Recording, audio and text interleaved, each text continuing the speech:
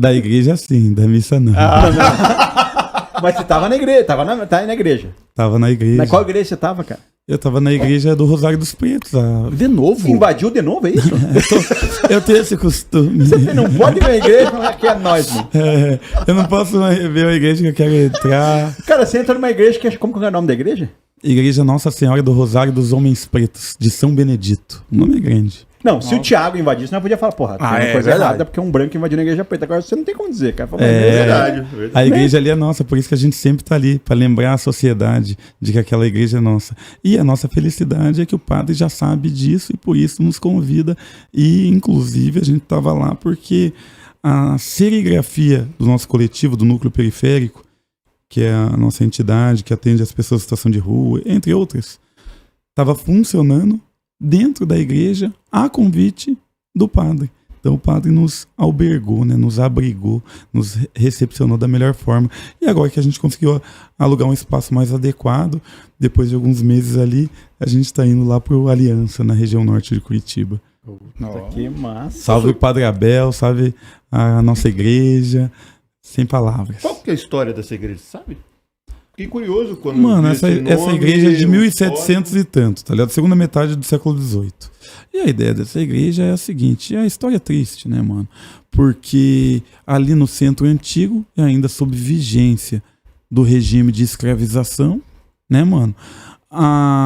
Os nossos ancestrais, as pessoas negras de Curitiba, naquele momento, mesmo convertidas ao cristianismo, não podiam frequentar nenhuma igreja da cidade pela barreira racial. Uhum.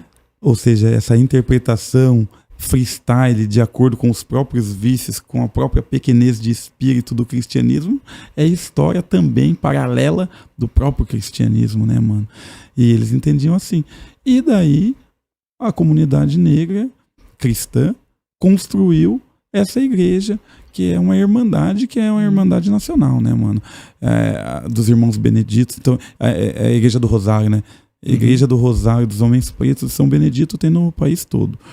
Não em todos os estados. Ela foi criada, então, como... Uma alternativa para que os pretos pudessem rezar, cultuar. E cultuar o quê? Clamar pelo quê? Naquele momento. Liberdade, vida, justiça. Quando a gente entrou na igreja, a gente estava reivindicando e clamando pelo quê?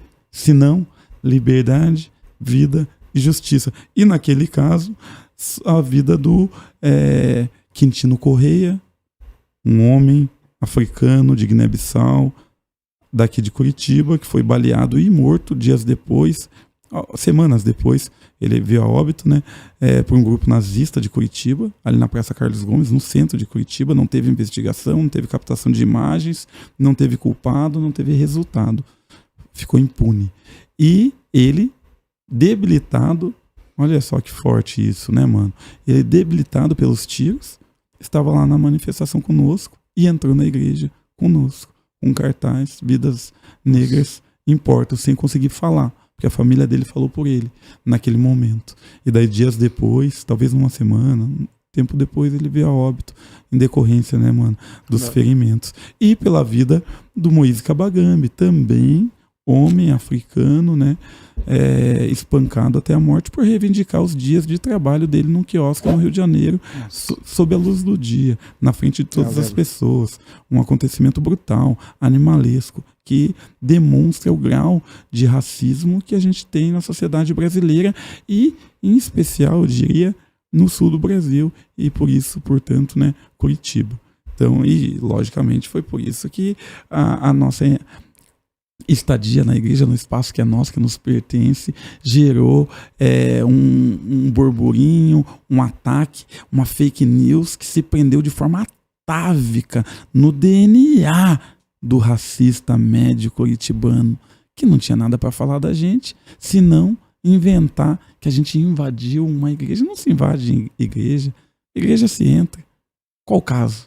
Qual outro caso? Eu sei um único caso. Igreja que nem era dos homens brancos, certo? Que nem era dos homens brancos. Não, mas os brancos é que não gostavam da forma com que os negros entraram. Mas eles criaram uma igreja porque não deixavam eles entrar. E aí depois eles entraram. O branco entrou, não deixa os pretos entrar agora. Curioso. Mas eu vi na notícia lá que A notícia era que realmente houve invasão na notícia.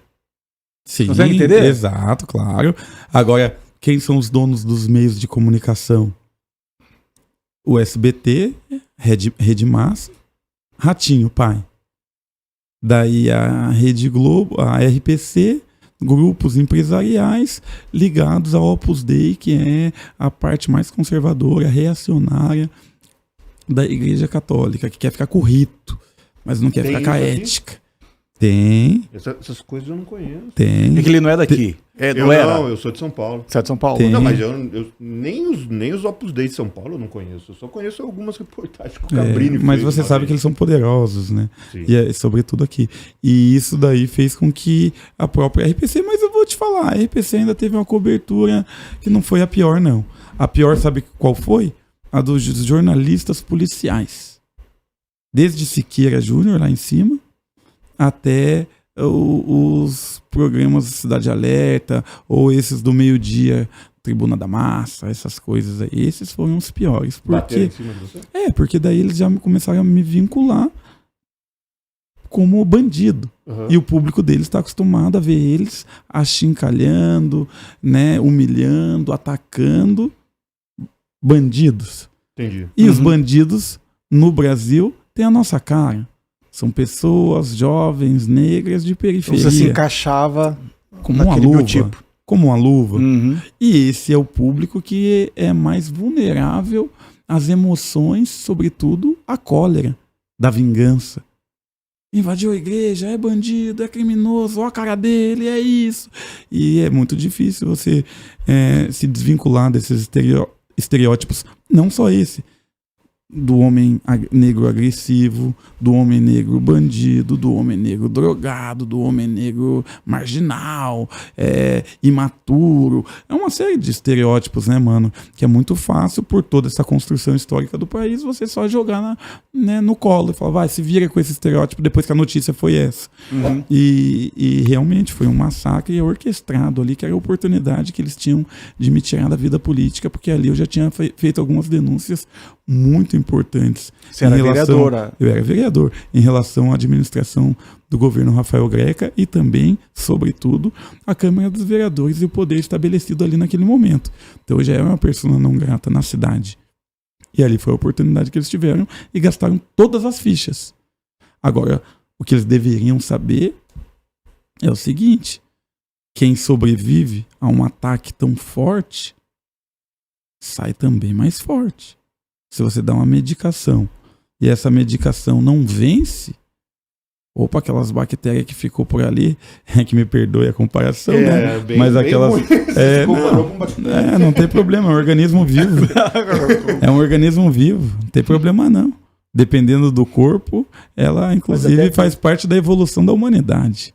Mais do que isso. Ou seja, a gente é efeito colateral do sistema. O sistema é o organismo. A gente é o efeito colateral desse sistema.